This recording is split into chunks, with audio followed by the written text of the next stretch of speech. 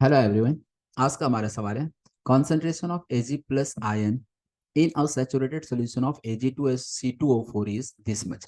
Solubility product of Ag2C2O4। यहाँ देखिएगा Ag2C2O4 जो है ना, ये आपका कहलाता है silver oxalate. C2O4 oxalate ion होता है जिसके ऊपर चार्ज -2 होता है।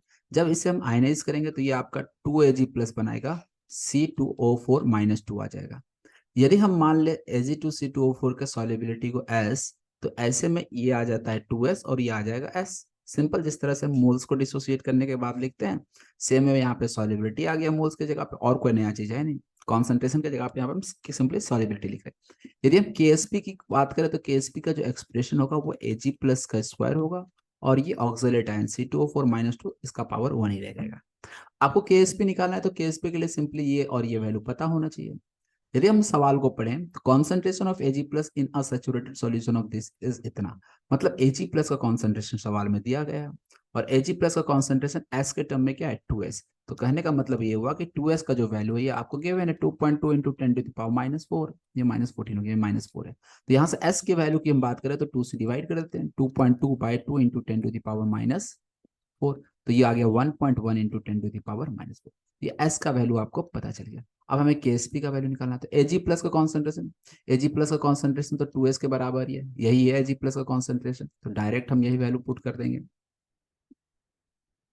और ये स्क्वायर में आ रहा है। C2O4 2 माइनस का कॉन्सेंट्रेशन S है, S का वैल्यू आएगा इतना 1.1 इंटू 10⁻⁴।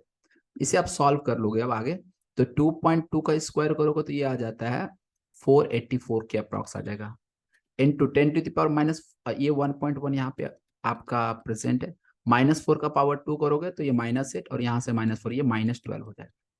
जब इसको आप मल्टीप्लाई करोगे तो ये 5 पॉइंट के अप्रॉक्स आ जाएगा, और 5 पॉइंट के अप्रॉक्स जो है आपको एक ही ऑप्शन दिख रहा होगा 5.3। तो ये 5.3 इंटू 10⁻⁻12 आपका जो है ना वो अप्रॉक्स में आपका आंसर क्या आ जा रहा है, ऑप्शन डी। अगेन देखो यार, मैं कहीं भी कैलकुलेशन नहीं कर रहा हूँ, बिना कैलकुलेशन किए आप आंसर ला सकते हो, थोड़ा सा बस स्मार्ट वर्क करना है, ठीक है।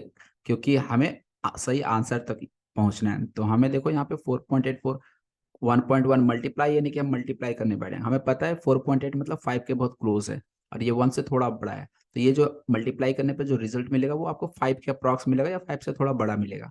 तो इसलिए हमने यहाँ पे सीधा सीधा देखा 5 के अप्रॉक्स कौन सा ऑप्शन है, तो ये 5.3 दिख रहा था। ये 4.5 भी था, लेकिन 4.5 तो यार 4.84 से भी छोटा हो गया, जबकि हम मल्टीप्लाई कर रहे हैं 1.1 से, तो आपको तो बड़ा वैल्यू मिलेगा 4.84 से। तो इसलिए ऑप्शन सी तो नहीं हो सकता, तो ऑप्शन डी। और पावर से तो आप बता ही सकते हो, तो इसलिए जो सबसे सही आंसर हो जाएगा इसका वो है option D. Hope you understand this question. Thank you for watching video.